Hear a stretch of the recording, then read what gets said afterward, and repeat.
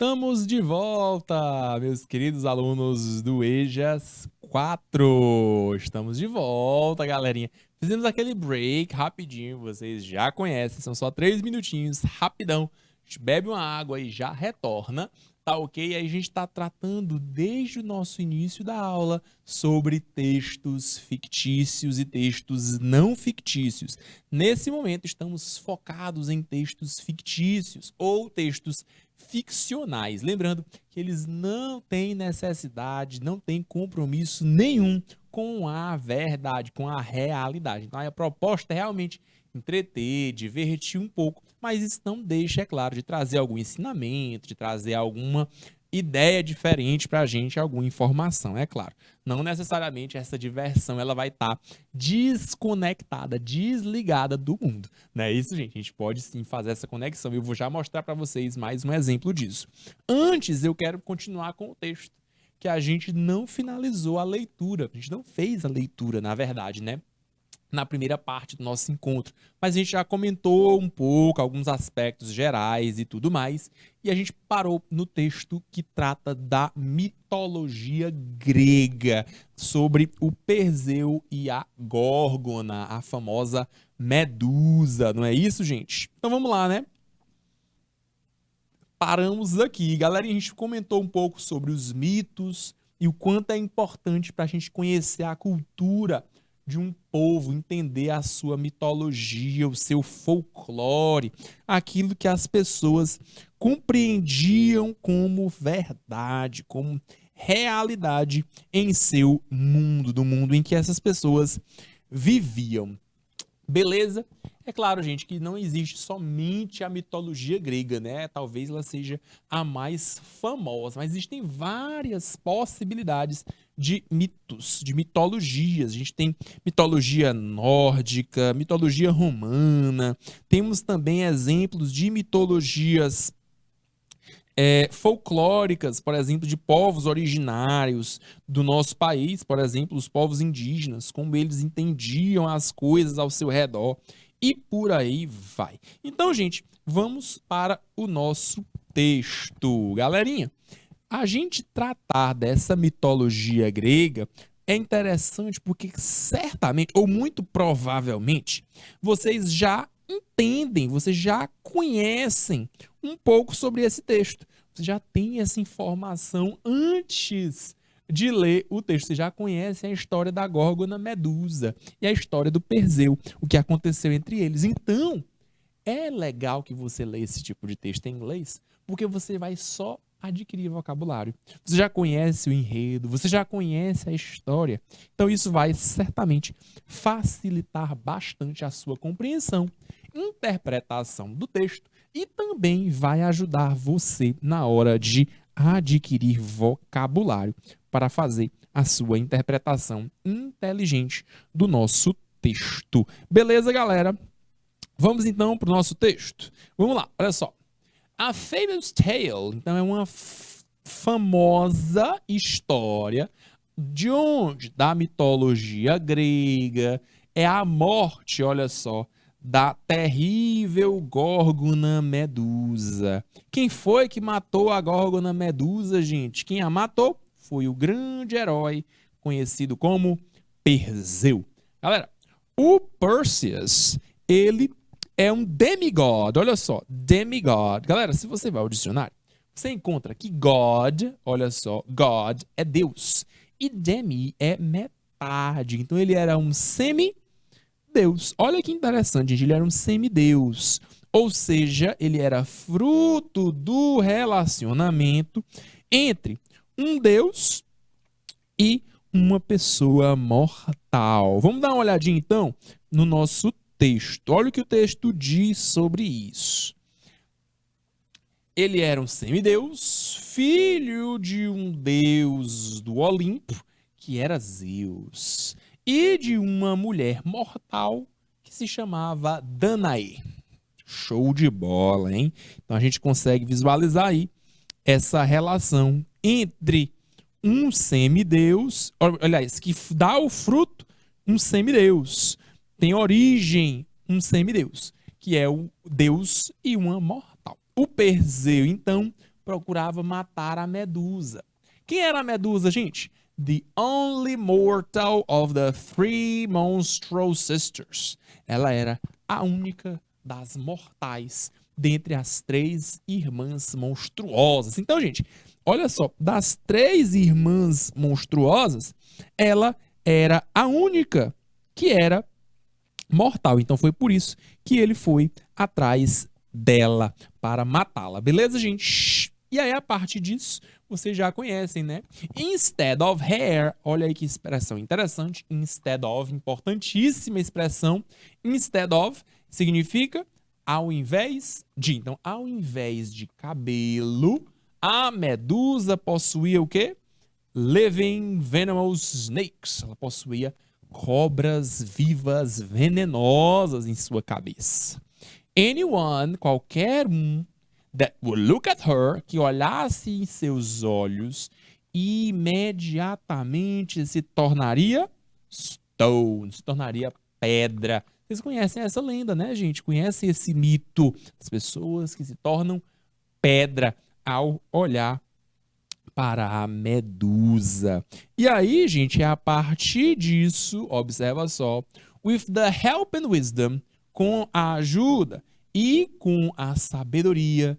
Olha que palavra interessante, goddess. Vimos agora há pouco que God é Deus. Eu adicionei mais um D e ESS virou feminino, goddess, a deusa Atena, olha só. Então, com a ajuda e com a sabedoria da deusa Atena, Athena em inglês, o Perseu conseguiu se aproximar do monstro. Fazendo o quê? Olhando através do reflexo, o reflexo que ele tinha em seu escudo. E foi assim que ele conseguiu cut off her head. Ele conseguiu cortar fora a cabeça da Medusa. Foi por isso que ele conseguiu, porque ele teve a ajuda de uma deusa, a deusa da sabedoria, a deusa Atena. Então, com isso, ele conseguiu matar o monstro, ele conseguiu essa sua tarefa. Ok, gente? Então aqui nós temos um pouco da história da Górgona, Medusa e do Perseu, que foi quem a matou. E é claro, né, gente, aqui é uma obra fictícia, não tem como você ter na vida real uma mulher com cobras ao invés de cabelo. Não tem como, isso aí é invenção. Isso daí, é claro, é uma obra fictícia, tá bom? E é claro, olha só, a gente perceber isso, a gente já comentou sobre perceber essa mitologia, é certamente importantíssimo, porque é um retrato da cultura e do conhecimento de um povo. Show de bola? Aqui, gente, como vocês podem observar na imagem, é a capa de um livro que conta essa história, que tem esse conto da Medusa e do Perseu. Show de bola? Vamos pro próximo? Gente, o próximo exemplo é muito legal e eu gosto bastante de trazer ele para vocês, porque é falando de um texto fictício que traz como pano de fundo, traz como contexto um dos momentos mais marcantes e mais interessantes da história contemporânea. Esse texto é uma resenha de um romance. Professor, e o que é esse romance, essa resenha de romance? O romance a gente já comentou a respeito, né, galera? O romance é algo muito grande. Tem 300, 400 páginas. Então, como é algo muito grande, não faz tanto sentido eu trazer aqui para nosso encontro. Nós não temos tempo suficiente para lidar com um texto tão grande. Então, a gente não vai fazer esse tipo de coisa no encontro de hoje. Ao mesmo tempo, pessoal, dá pra gente ler uma resenha. Professor, o que é uma resenha? A resenha, galera, é uma forma reduzida de contar a história. Então, você tem essas partes da história sendo contadas dentro do contexto que é dado o livro. No caso aí, gente, é um livro que, inclusive, virou filme, tá, galera? Se vocês tiverem interesse ou em ler o livro ou em assistir o filme, fiquem super à vontade. Essa é uma dica minha Por quê? Porque é interessantíssimo e eu vou conversar um pouco sobre isso com vocês. O título do livro, que também é o título do filme, que tem a história embasada no livro, é o Kite Runner. Galera, Kite Runner, se você vai ao dicionário, você encontra que kite é pipa, olha só, kite é a pipa, e runner é um corredor. Em português foi traduzido então como O Caçador de Pipas. O Caçador de Pipas, galera, é o nome do livro que é escrito por Khaled Hosseini. Olha só, Khaled Hosseini é o nome do autor de um dos maiores best-sellers da história. Ficou com um dos maiores e mais vendidos livros do mundo por vários e vários anos. Galerinha, esse é um texto que fala sobre o livro. Então, galera, aqui, olha só, é a capa do livro, que a gente chama de book cover, tá bom? É a capa do livro. E, é claro, a resenha é aquela parte que conta a história do livro. Gente, vamos pensar um pouquinho no contexto. A gente falou sobre isso mais cedo, sobre histórias, ou melhor, textos fictícios. Texto fictício, ele não necessariamente conta só mentira, não é essa a ideia. Não é necessariamente atrelado ao fantástico, a algo extraordinário. Não necessariamente. Então, a gente pode entender esse tipo de texto a partir do contexto em que ele se insere. Pessoal, esse contexto se dá no Afeganistão durante a invasão soviética que acontece na década de 1970. Então, gente, é um contexto muito específico que conta muito da história do autor. No caso aí, o Khaled Hosseini, ele é sim um imigrante, ele é um refugiado, um fugitivo, ele saiu fugido dessa guerra que aconteceu durante a década de 1970. Essa invasão do Afeganistão, inclusive, que resulta na criação do Talibã. E, é claro, toda essa loucura que a gente vê de guerra e morte que a gente sabe que acontece no Oriente Médio por conta de todo esse barril de pólvora que é por conta do petróleo. Tudo bem, gente? Então, olha só, a história vai contar também essa trajetória, mas ela não é biográfica. Ela não conta a história do próprio autor, não. Ela é fictícia, ela não é verídica, ela não é verdade. Ela traz ideias sobre aquele contexto. Ele inventa histórias a partir do contexto histórico real, do contexto histórico verídico. Então, além de você se entreter, além de você se divertir, além de você ter esta informação cômica, legal, divertida, você ainda tem, de quebra, a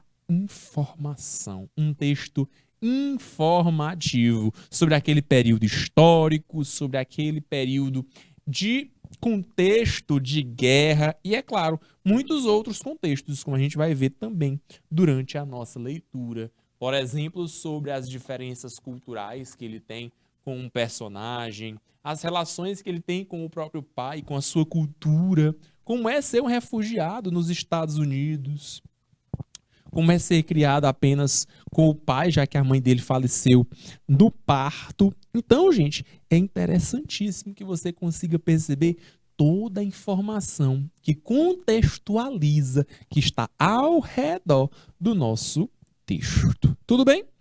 Vamos então para o que está escrito? Vamos então para o texto linguístico, a parte textual, a parte verbal do nosso texto? Vem comigo.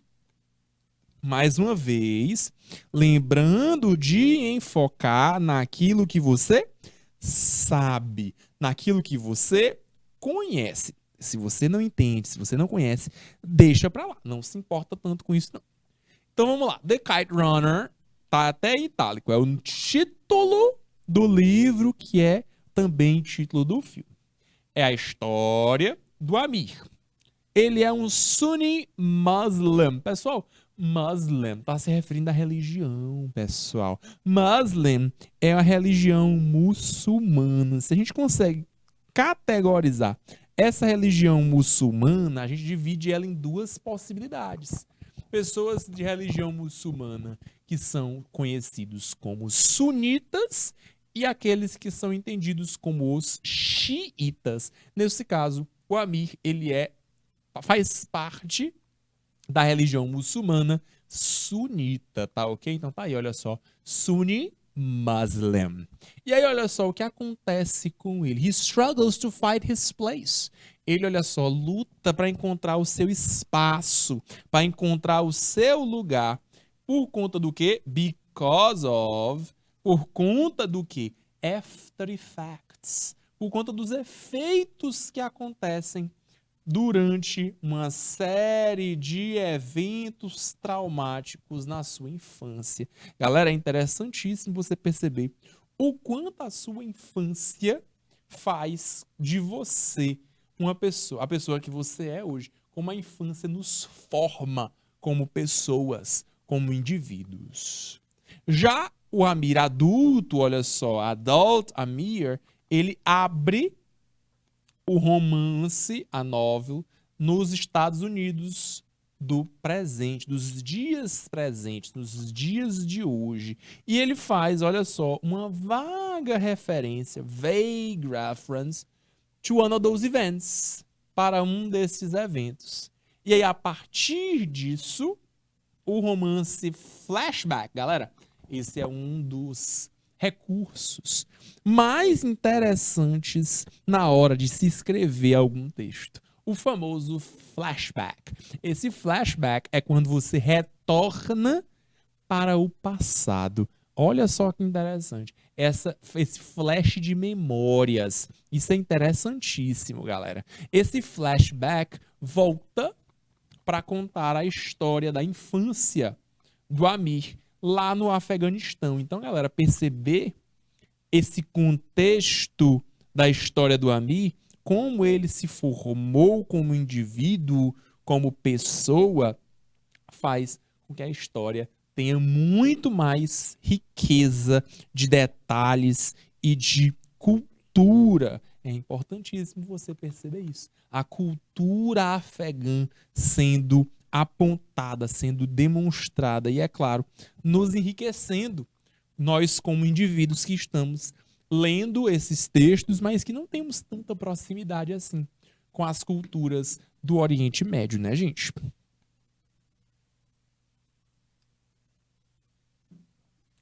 Continuando a leitura, olha só. In addition, em adição, ou seja, ademais, está trazendo mais uma informação. Além disso, olha só, as experiências de uma infância típica, além disso, o Amir, olha só, ele luta para essa closer relationship, para ter uma relação mais próxima com o seu pai. Gente, perceber que é uma cultura muito machista, que ainda tem muita dificuldade de expressão de sentimentos. Então ele quer se aproximar mais do próprio pai e é difícil, é uma luta, que é o baba, ele chama o pai de baba. E aí, olha só, isso vai determinar também, ele luta para determinar também essa natureza exata da relação que ele tem com o Hassan. O Hassan é um outro personagem da história, é o Amir e o Hassan. E ele não sabe muito bem como determinar quem é o Hassan, se é amigo dele ou não.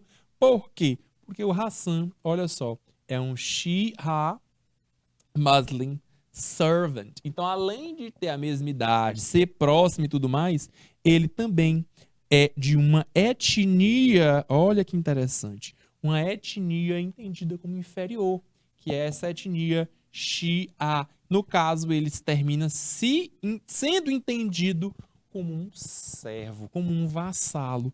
Por isso, galera, que ele tem essa dificuldade de entender como é que ele é servo, ele é escravo, mas ao mesmo tempo ele é meu amigo, ele está próximo a mim, ele me defende, ele me entende, ele usa esse tempo junto comigo.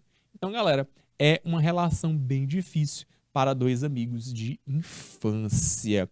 Eventualmente, olha só, ele precisa tomar decisões na sua adolescência. E isso, é claro, vai ter muitas repercussões, né, galera? E aí, na adolescência, ele vai ter algumas decisões que eu não vou contar para vocês, é claro, porque senão vou estragar a leitura ou quando vocês estiverem assistindo o filme depois, que eu espero que vocês façam isso, mas é claro, tem grandes repercussões nessa amizade entre ele e o Hassan. Along the way, durante esse caminho, os leitores, the readers, are able to experience.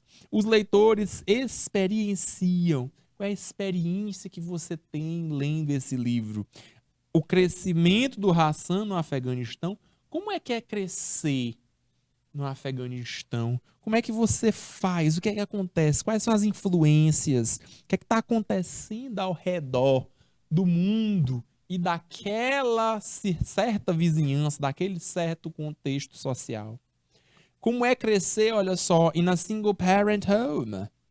Em uma casa em que há apenas um pai solteiro, já que a mãe dele morreu de parto.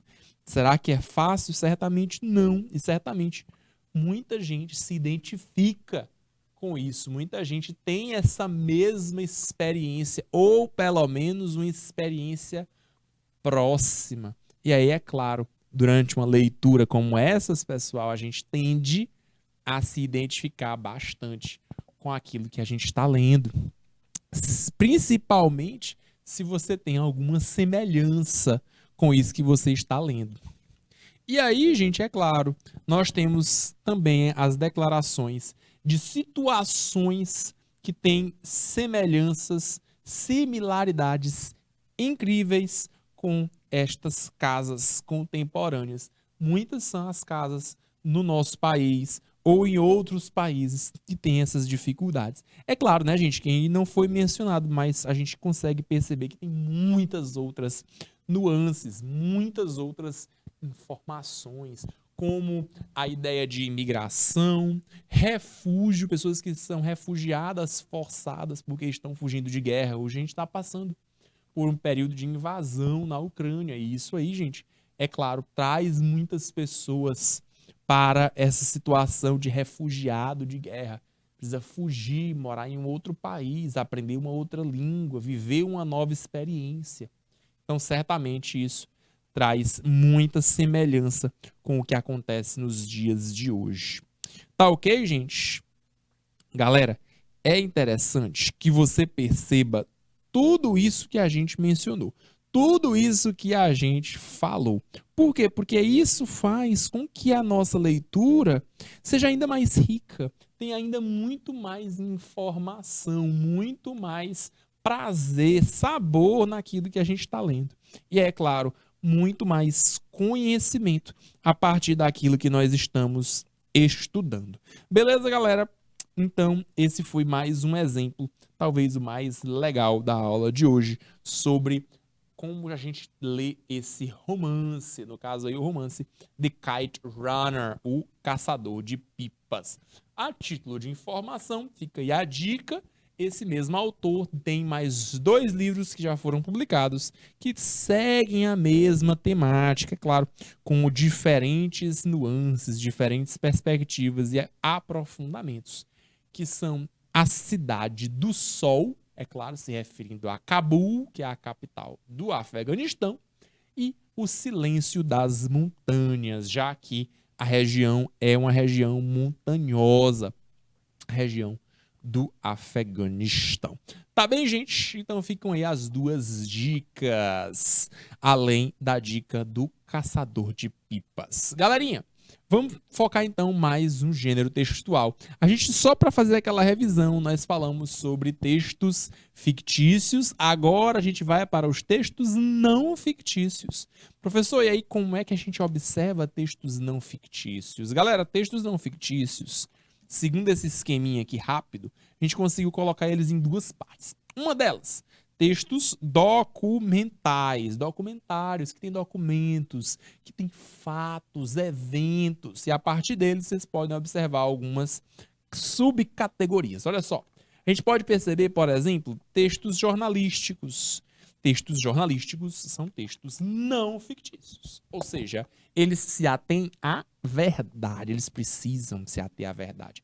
Um texto jornalístico que não é fictício, que é fictício, melhor dizendo, que não tem compromisso com a verdade, aí é fake news, né, galera? Aí é fake news e, é claro, é desinformação, é um desserviço para a nossa sociedade, para a nossa comunidade.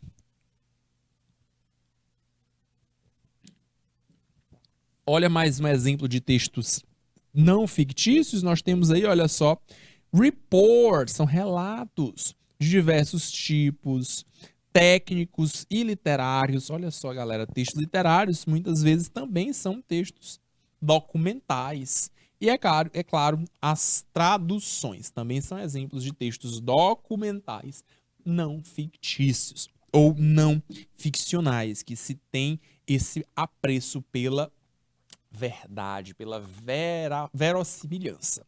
E nós temos também textos argumentativos. O texto argumentativo, galera, por exemplo, é aquele texto que vai trazer para você argumentos, que vai tentar te convencer de alguma forma. São estratégias de persuasão que são utilizadas, estratégias de convencimento. Por exemplo, nós temos aí, olha só, advertising. Advertising são os anúncios. Então, galera, observar anúncios é também observar textos argumentativos, que são, é claro, uma classe dentro dos textos não fictícios. Olha só, political speeches, falar sobre discursos políticos. Discurso político é um texto não fictício, também está atrelado à realidade, é aquilo que acontece na vida real. E panfletos, olha só, pamphlets. Claro, cartazes em geral também vão ter essa expressão da realidade naquilo que eles estão expondo e vão ser textos argumentativos, porque eles trazem argumentos, recursos persuasivos para convencer você de alguma coisa. Olha aqui então um exemplo bem bacana desse tipo de texto não fictício. Olha só, lembrando mais uma vez que o texto não fictício é aquele que tem como foco a verdade. Esse compromisso é interessantíssimo, por quê? Porque ele vai dar para você esse caráter informativo. Informação. E a gente já sabe, né, galera? Informação. Em um planeta globalizado como o que nós vivemos, é vital. Informação é ouro para os nossos dias de hoje. Galera, esse daqui é um exemplo de pamphlet. Esse é um panfleto ou um cartaz. Professor, como é que eu uso um cartaz? Para que serve? Nesse caso aqui, gente, observe que é também um exemplo de texto multimodal ou multissemiótico. E o que é isso, professor? Um texto que possui vários modos ou várias semioses linguísticas, vários meios, várias expressões da linguagem. Então, olha só, ao mesmo tempo, esse texto possui imagens, cores, design, layout, palavras e fotografias. Pessoal, é muita informação, tudo junto e misturado. É isso que faz de um texto multimodal, várias semioses, várias possibilidades dentro de um só. Esse conjunto faz um todo coerente, faz um todo que tenha significado, tá bom?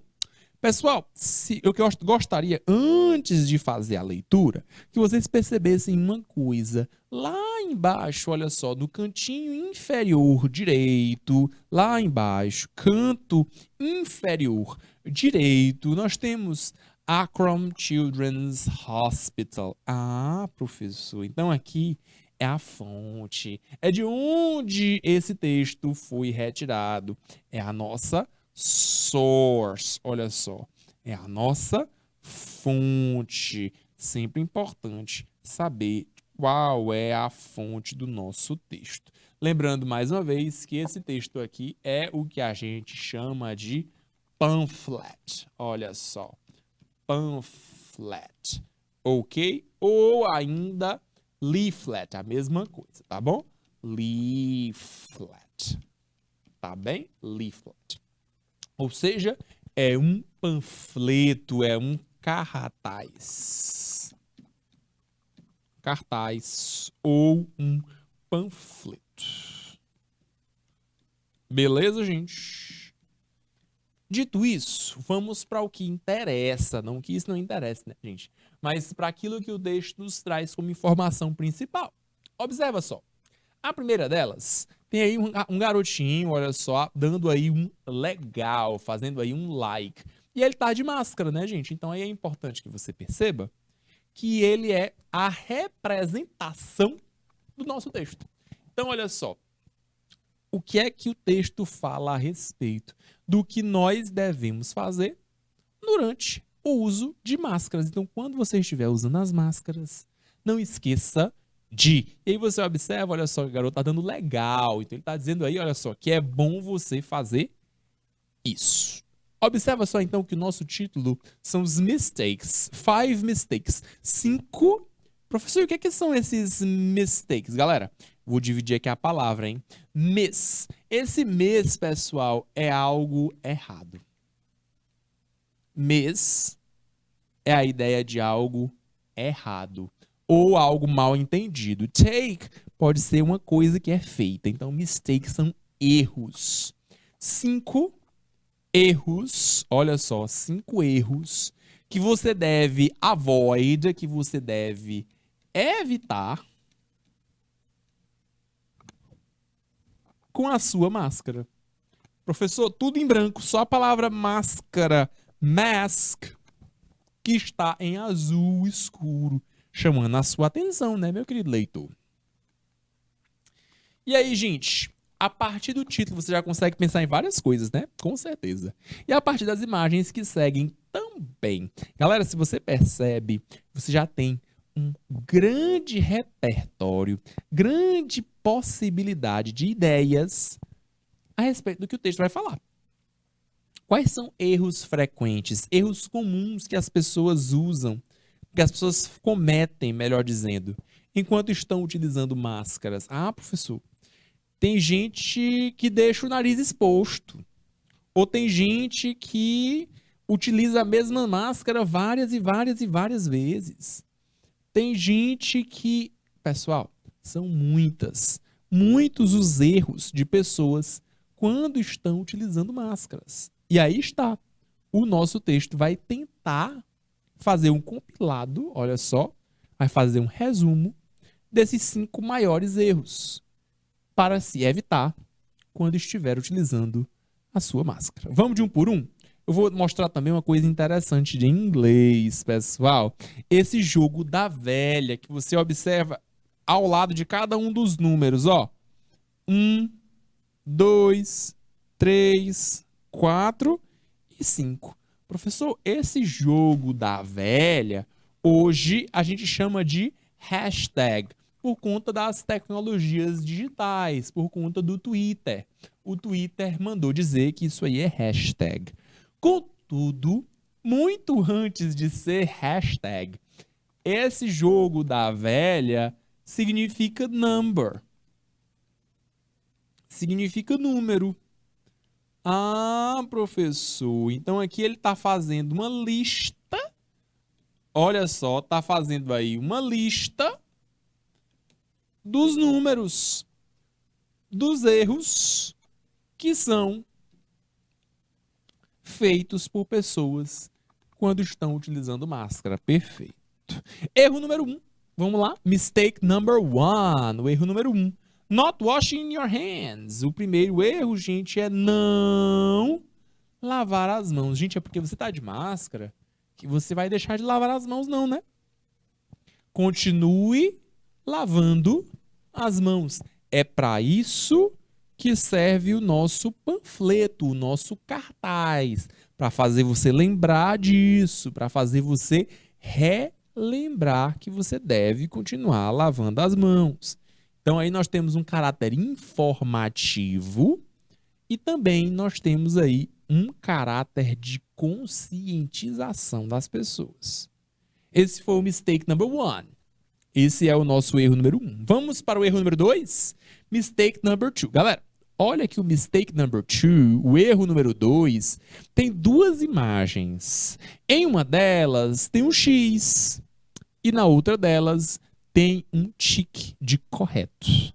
Pessoal, esse X certamente está falando de algo que está errado. E esse tique é aquele símbolo de certo, de correto, está falando de algo que esteja certo, de adequado. Então, gente, a imagem fala muito mais do que as palavras. Da mesma forma, a imagem primeira, a imagem número 1 em verde, mostra aí as mãozinhas sendo lavadas. A imagem número 2, você percebe o que está errado. A pessoa está com a máscara toda presa, toda engelhada na frente. Já a segunda imagem, dentro do quadrinho laranja do Mistake 2, do erro número 2, a máscara ela está tampando o rosto todo. A máscara está esticada, ela está protegendo tudo. Então, gente, aí você consegue perceber o que nós temos escrito, ó. Not covering. Cover é o verbo cobrir.